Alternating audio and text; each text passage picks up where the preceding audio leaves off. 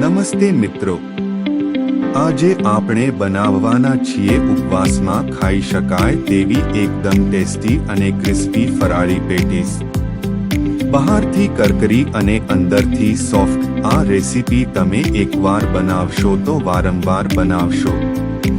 આ રેસીપી માટે આપણે લઈશું બાફેલા બટાકા, શેકેલા મગફળીના બિયા, ખાંડ, કોપરાનું છીણ, લીલા મરચાં, લીલા ધાણા, મીઠું, સૂકી દ્રાક્ષ અને ફરાળી લોટ। સૌપ્રથમ આપણે સ્ટફિંગ તૈયાર કરી લઈએ। એક બાઉલમાં શેકેલા મગફળીના બિયાનો ભૂકો લઈએ। હવે તેમાં થોડું ખાંડ ઉમેરો, પછી તેમાં કોપરાનું છીણ ઉમેરો।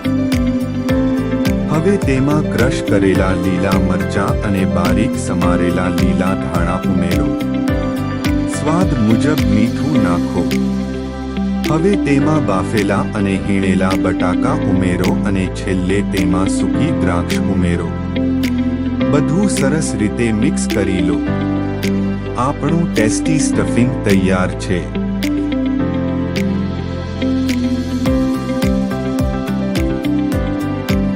હવે આપણે બહારનું લેયર તૈયાર કરીશું। બાફેલા બટાકા લો અને તેને સારી રીતે છીણી લો। હવે તેમાં ફરાળી લોટ ઉમેરો અને થોડું મીઠું ઉમેરો। હવે તેને મિક્સ કરીને નરમ લોટ બાંધી લો। ધ્યાન રાખો કે લોટ ખૂબ કઠણ કે ખૂબ ઢીલો ના થાય। હવે સ્ટફિંગના નાના નાના ગોળ બોલ બનાવી લો। હવે હાથમાં થોડું તેલ લગાવો।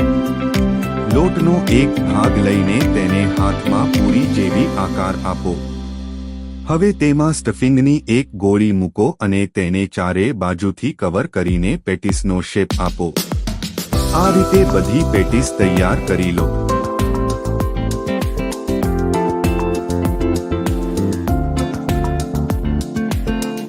હવે તૈયાર પેટીસને થોડી વાર માટે રેસ્ટ આપો।